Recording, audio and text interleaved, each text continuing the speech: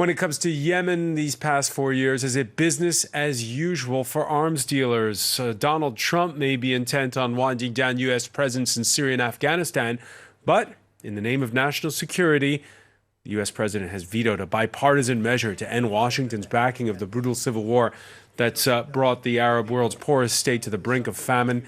Is the veto for support to the Saudi-led coalition justified? How far will Congress go in this fight with the White House? What to make of Trump's fidelity to the Yemen campaign leader, Saudi Crown Prince Mohammed bin Salman? Others like Canada and Germany have frozen arms sales to Riyadh. The German decision is impacting deliveries to the Saudis of equipment that's co-produced with the UK and France. France, whose weapons, according to freshly leaked documents, continue to make their way to Yemen via Saudi Arabia and the United Arab Emirates. We'll hear Paris's explanation and comment on it. What's become of those UN-brokered talks to find a lasting truce and a roadmap for peace between Iran-aligned Houthi militias and Yemen's Saudi-backed coalition government? How to break the impasse today in the France 24 debate. Those Western arms sales under scrutiny. And joining us from Washington, D.C., two guests with roots in Yemen. Sama Al-Hamdani, visiting fellow at Georgetown University's Center for Contemporary Arab Studies. Thank you for joining us. Thank you for having me. Also with us, Fatima Abu Al-Assar, senior analyst at the Arabia Foundation. Thank you for having me. Welcome to the show.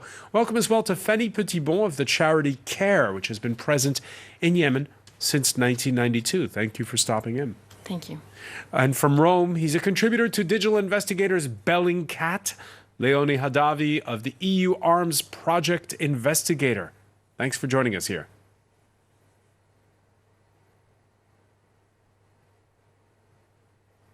The France 24 debate on Facebook and Twitter, the hashtag F24debate.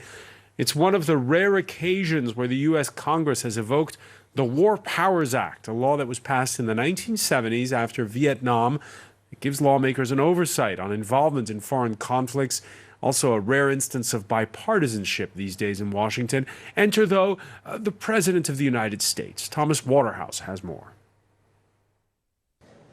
For the second time during his mandate at the White House, Donald Trump has wielded his power of veto, this time to block a resolution which aimed to end US military assistance to the Saudi coalition fighting Iran-backed rebels in Yemen.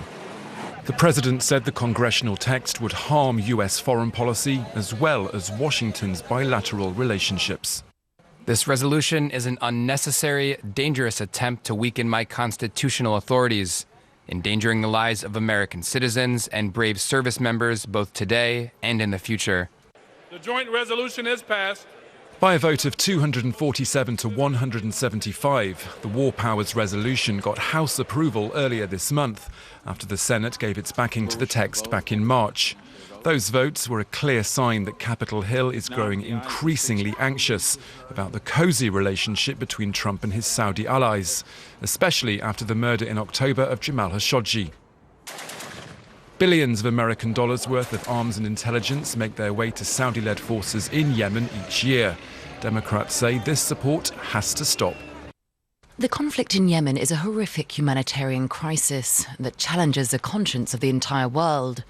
Yet the president has cynically chosen to contravene a bipartisan, bicameral vote of the Congress and perpetuate America's shameful involvement in this heartbreaking crisis. The concerns of leading Democrats have also been echoed by the likes of David Miliband, the president of the International Rescue Committee. He's described Trump's veto as being morally wrong. But President Trump's move has been welcomed with open arms by the UAE, with the government there calling it timely and strategic. Fatima Abu Al-Assar, what's your reaction to that veto? It was expected, right? The Senate was somewhat undecided about this vote last year. They didn't have the sufficient votes to let it pass. But I think the Khashoggi's death has just helped push things. for the Senate. And, as they realigned this year to call for it, I think, it was expected that it would pass because there was just this outrage because of the Saudi behavior. And it was expected that Trump would veto it because the Congress and the administration haven't really seen eye to eye in this war on Yemen since it started. The Congress definitely has, is doing it for morally correct reasons. They want to stop the negative aspects of the Saudi involvement in the war in Yemen, but at the same time, the Trump administration also has some important data point that we should not be neglecting, as they want to support their allies in protect them. The U.S. administration cites that its support for Saudi Arabia is largely defensive, and it surely does not want to see the Houthi militia that is backed by Iran to dominate in Yemen. So both sides are right, and both sides don't seem to have a strong strategy in terms of what needs to be done to end the conflict and deal with the humanitarian crisis in Yemen. Samha Al-Hamdani, do you agree?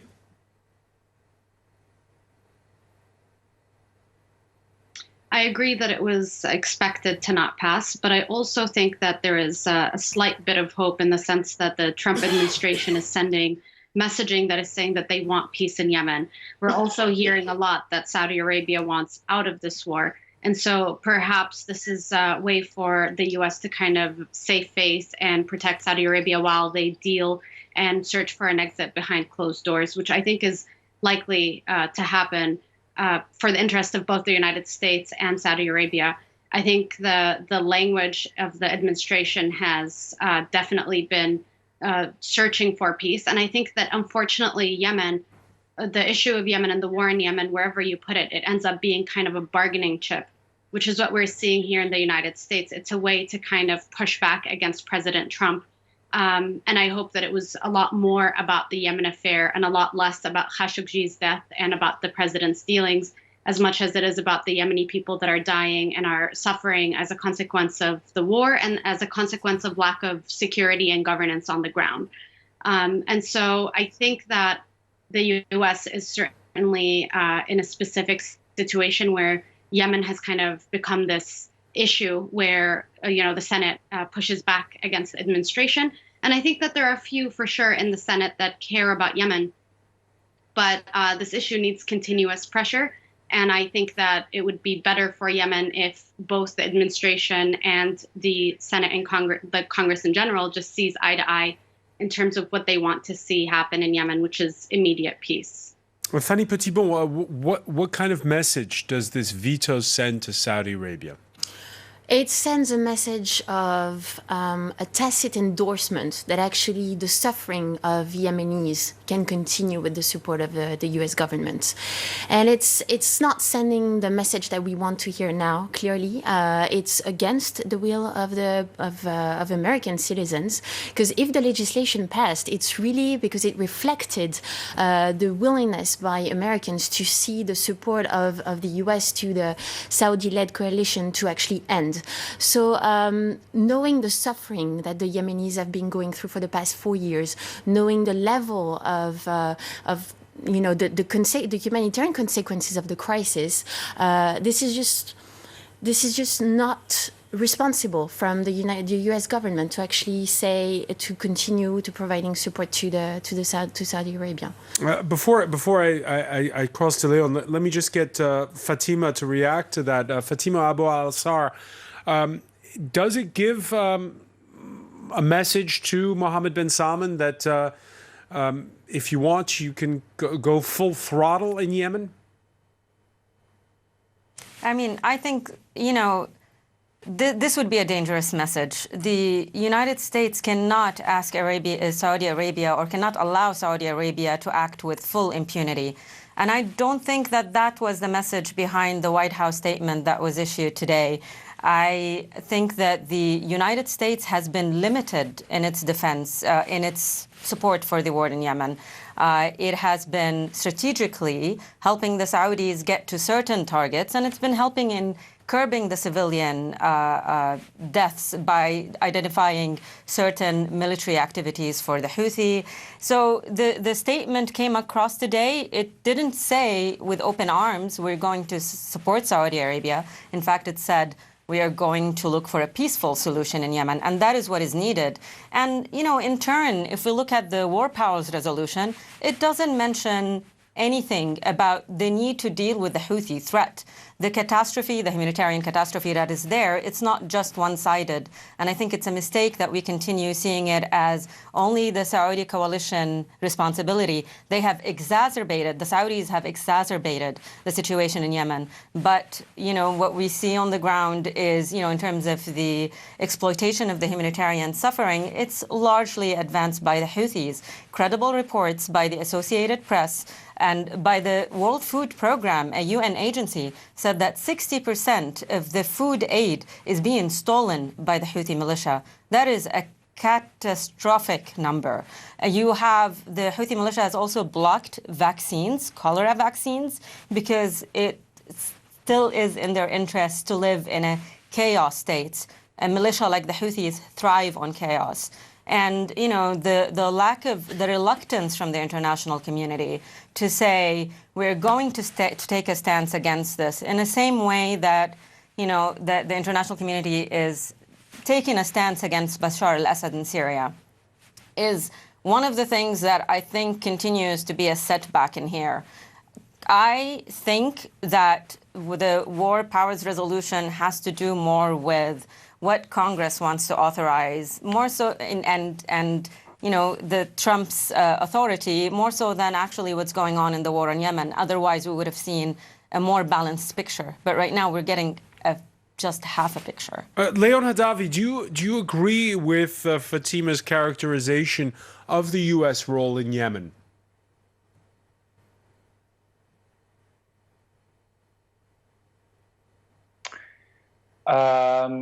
First of all, I wanted to debunk a bit of a myth of these items and tools that have been sold by mostly Western manufacturers to countries that are part of the Saudi-led coalition as defensive. The evidence that is available from what we can see on the ground and in the air, to that effect, is a long list of highly lethal weapons that from the smallest level of individual weapons to very complex weapon systems, they do not seem to be in nature or the way they are applied, the way they are employed into this specific scenario to serve any sort of defensive purpose. My personal opinion about the strategy that is being put in place, I don't know personally if this veto is part of a general new approach that the US is trying to apply to its allies in the Gulf.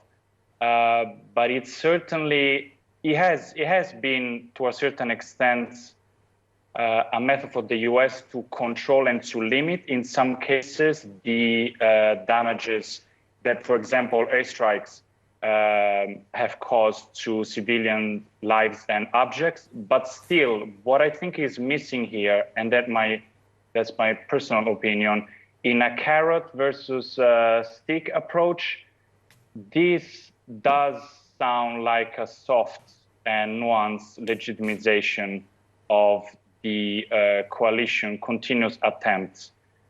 And yeah, that's how I would characterize it so far. And Fanny Petitbon, you heard there Fatima Abu Al-Atsar talk about the way that the belligerent forces, in this case she was talking about the Houthi militias, blocking aid, blocking vaccines. Is that something that CARE has witnessed? Well, in our work on the ground, what we witness is that all parties to the conflict are breaching international humanitarian law. So, in my remarks earlier, I was not saying that the Saudi was bearing the total responsibility of the suffering of the Yemenis, but really all parties to the conflict are contributing to the situation that we're facing now. And what we see as operating agencies on the ground is that it's becoming extremely difficult for us, increasingly difficult to access populations in need. Right now, 80% of Yemenis need humanitarian assistance. And what we see is that sometimes it takes us 6 to 7 months to actually get authorization from local authorities to actually get access to these populations. What we see is the level of insecurity, both in the north and in the south, is really difficult. So we have... So how does it work concretely? If you have an aid shipment that's going to Yemen, where does it go from? How long does it take to get there, and where does it wind up? Well, it really depends. But I mean, of course, the harbors are really important. They're really key entry points for us. So the blockade that has been going on in Hodeida for more than a year now has really decreased our capacities to actually receive that aid. But when we receive humanitarian aid, food, fuel, then we use, of course, cars, trucks to drive it in different parts of the country. And Hodeida, that Red Sea port, which is what the gateway, they say, to 70% of the country's population? Yes, exactly. So what are your other options if Hodeida is, if the truce isn't holding there? Well, we have Aden as well, where we can get different products coming in, but what we see is that for the past year and a half, the country has been just surviving, and it's just we need the international community to not look away and to really take action. And so for now, a ceasefire across the country is needed as soon as possible, and we also need Western powers to actually take responsibility and not just saying we want to alleviate the suffering of Yemenis, but we also need to stop our arms sales to parties to the conflict. So this is a clear call to France, for instance, to stop their arms sales. Yeah, we've talked about the U.S. military support for the coalition. When we come back, welcome back, or welcome if you're just joining us. It's the France 24 debate, and we're looking at Western arms sales to Yemen in the context of that veto by Donald Trump of a bill that was passed bipartisanly, if that's a word, in the U.S. Congress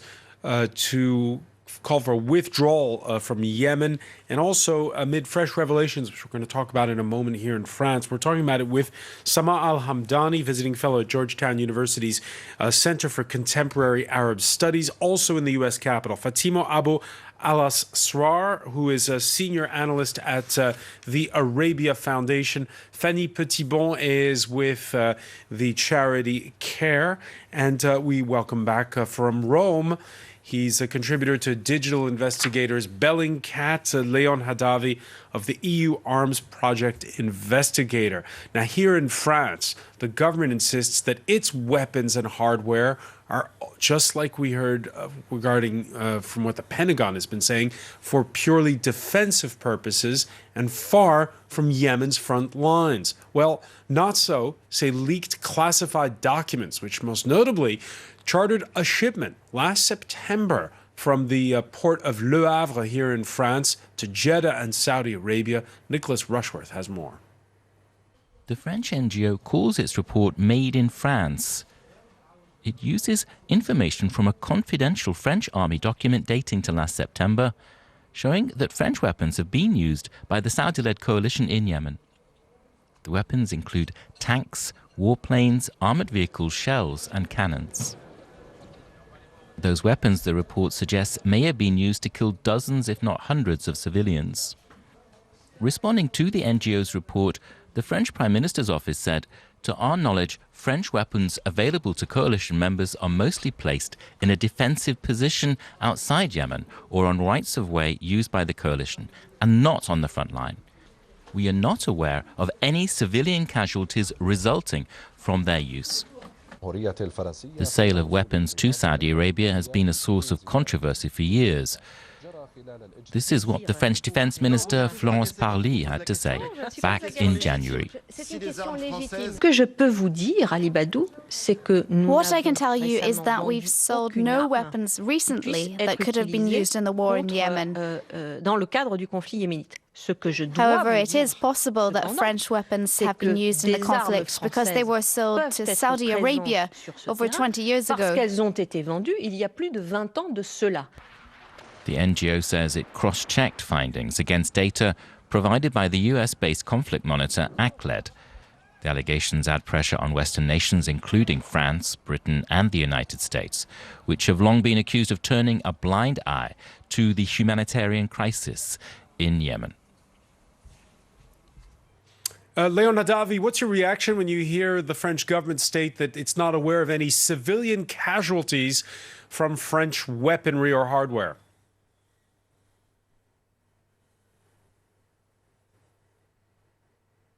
Well, I think that is a very hard claim to maintain. Evidence have shown, I mean, in the case of the report that was just leaked, these are official French documents that say that such equipment may have been used in areas where civilians were present and where damages were caused to civilian objects. The fact that that some of this equipment may be physically placed within the border does not exclude that they may be causing serious damages on the other side of the border, meaning in Yemen, and that civilians are involved in the use of this equipment. There is plenty of evidence without even going to leaked documents by using open source material, that this argument, although has been used by different governments, we saw President Trump being the last one of a consistent list, this is not what appears from situation on the ground. Some of these weapons have been used very deeply, have been seen very deeply within Yemeni territory. Also in the case of French equipment, the Leclerc main battle tank is an example, operated by the United Arab Emirates. And another thing I wanted to add, talking about the kind of equipment that is employed, we have seen the majority of these deaths caused to civilians are caused by air bombing campaigns. That is done by flying aircraft above the territory of Yemen. So it would be a position that it's very hard to be defended. And I think the evidence is pretty self-sufficient in explaining how this equipment has found its way into Yemen, or whether it hasn't physically been inside of Yemen. It's part of a very large campaign that involves civilians in the first place.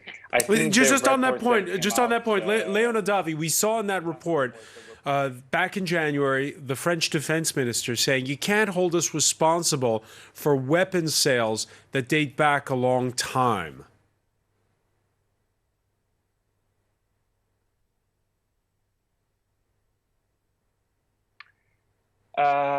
Yes, that is a point that the analysis will have to focus on. When selling weapons to another country, there are other criteria that are key and should be taken into consideration, and that is the risk of diversion of these weapons that could have been passed on to a user that is not the legitimate user, which is included in the end user certificate, which is part of the deal that is agreed on. And also the risk of such weapons being used to further violation of human rights or internal repression. So I think just sticking with the date criteria might be too little.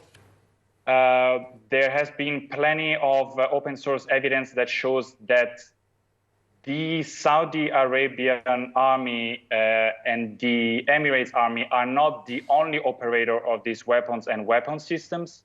We have seen vehicles that were originally intended for their exclusive use. They've been passed on to local militias, some of them affiliated to Al-Qaeda. It's a paradox, but some of this hardware has even found their way into Houthi hands. That is how relaxed the monitoring system is once the weapon has been shipped. And I think the point that the minister is making, it's really confirming this point that I'm making right here, meaning that once the weapon has been sold and a certain amount of time has passed, it's sort of not of your business anymore. Well, it still is. That's how the system actually works. And certainly it should teach this exporting country something about further deals. About deals going forward. Let me bring in Fanny Petitbon on this.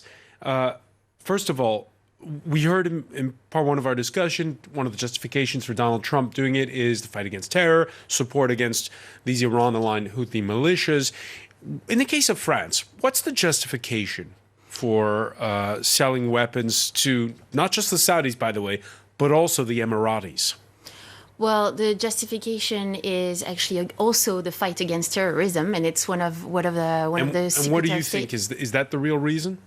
Well, there is that, and of course, economic reasons. Saudi Arabia and the Emirates are among the list of top 6 customers of France. Between 2015 and 2017, France sold more than $4 billion of weapons to these two countries. So there's a huge economic interest behind it. But France cannot put profits in front of the lives of civilians. And so right now, we have official documents saying that French weapons are being used in that conflict. And these weapons are actually used against civilians. So, and the fact is that now we know that the government has had this information since September. So we cannot accept that the French government keeps making that sort of statement that they don't have evidence that the French weapons are actually used against civilians. We do have this information, and now France needs to act upon it. Act upon it. And we heard in part one of our discussion how in the United States, public opinion, lawmakers have been energized, particularly since the October murder of Jamal Khashoggi in Istanbul. Here in France, there isn't that much coverage, is there, of the war in Yemen or of France's role?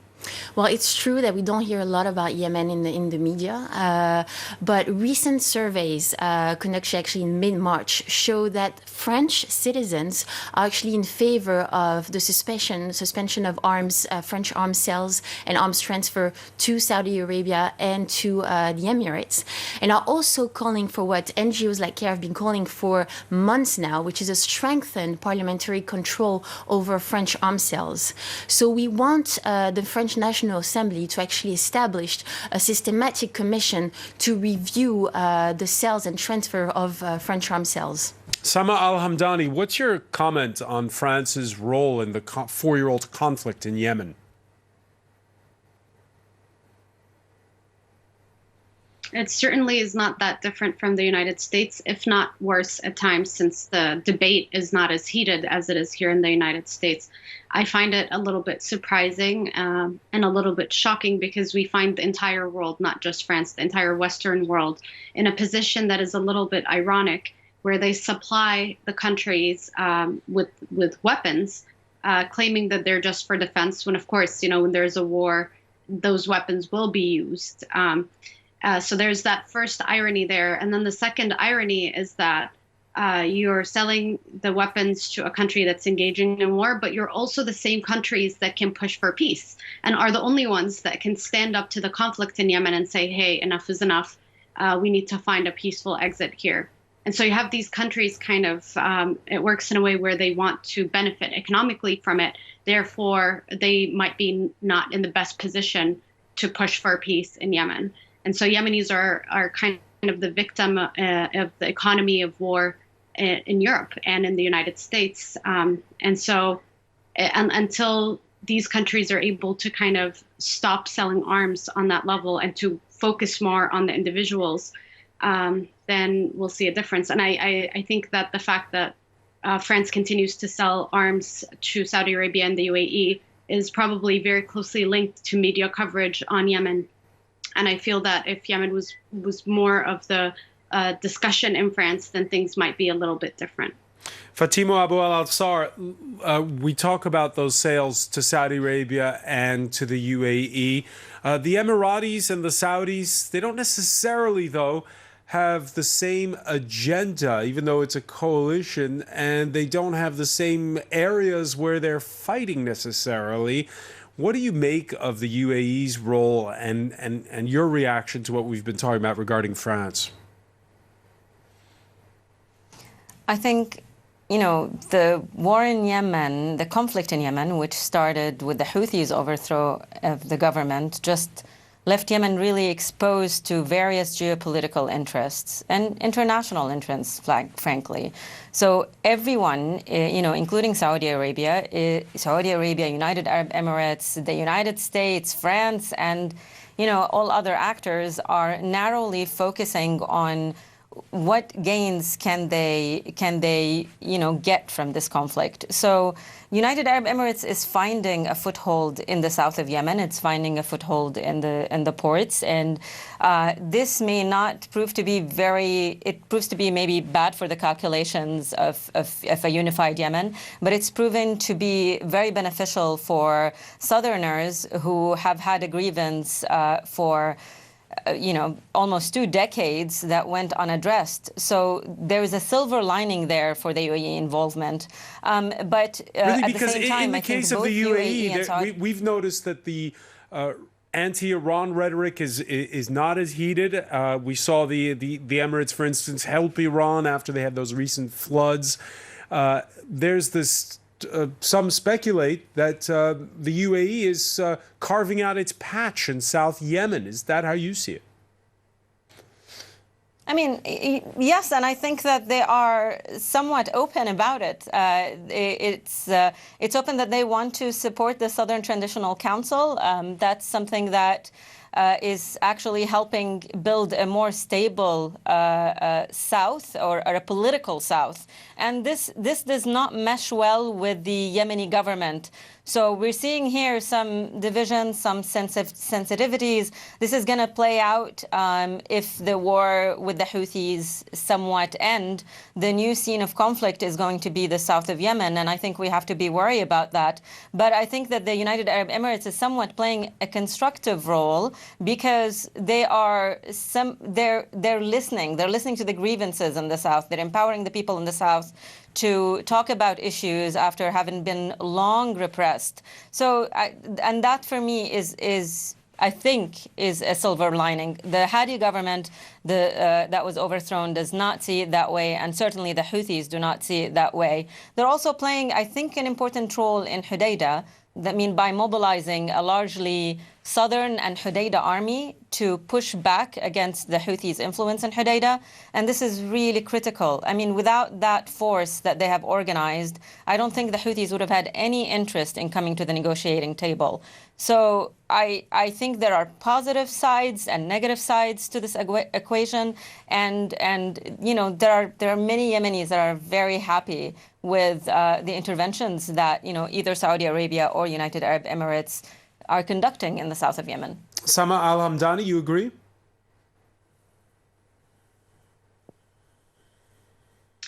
I think that the role of the international community on all levels should lessen up. And I think that the will is ultimately in the hands of the Yemeni people. And I know for a fact from knowing history well and from knowing politics that assistance on that level doesn't come free of charge.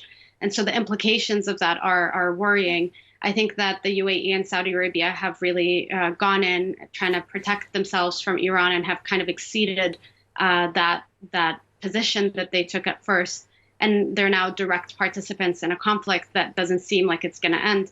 I think what needs to be a priority for Yemen is to stop the suffering of the Yemeni people who are paying the price of this war, and to put the politics on a second level where we allow Yemenis to kind of decide what they want next. But I think this is what the war is doing, is it's ignoring the voices of the humanitarian crisis. It's ignoring the suffering of the people, and it's prioritizing political positioning.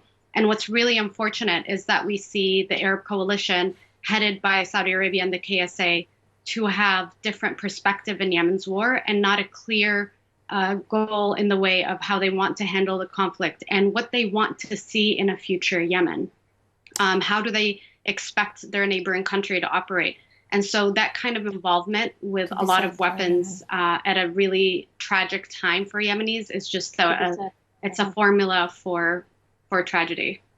Fanny Petitbon, are we witnessing the breakup, the return to when there were two different separate countries at the end of the day?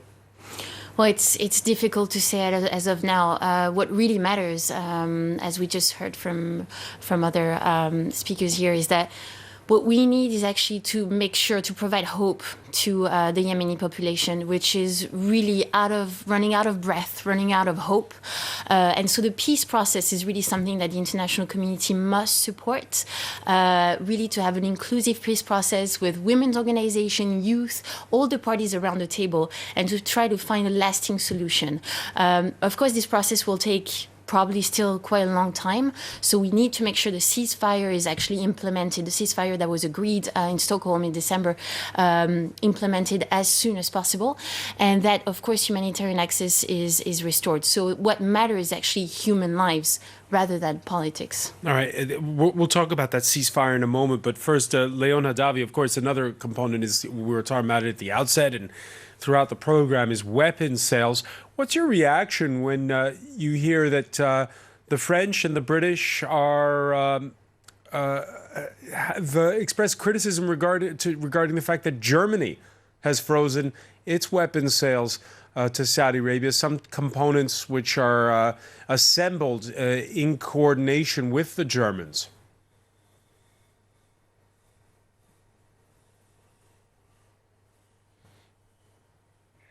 Well, I think the public opinion is following the issue very closely, because I think there are a lot of organizations, the EU Arms Project, Bellingcat, many others, that are bringing forward a lot of evidence that is collected through open source that really show how these tools are being used in this conflict. We, as EU Arms, have looked at different countries. It started with the Netherlands, then it went to Italy. We looked into Germany, and something will be published about Belgium very soon. I think the public opinion was particularly eager to learn about this evidence in Germany. Probably the German government has also been sensible in sort of addressing the issue in this way. I don't know, it comes at some point to power politics and different dynamics within the government of Germany. But I think we've seen this wave that it's rising, and also in France right now. I think this is coming more and more to the center of the public debate. If initially many were interested in or were campaigning for the ban on Saudi weapons, it was mostly because of the Khashoggi murder. I think right now there are a lot of people that are learning about things that their government has kept from them. The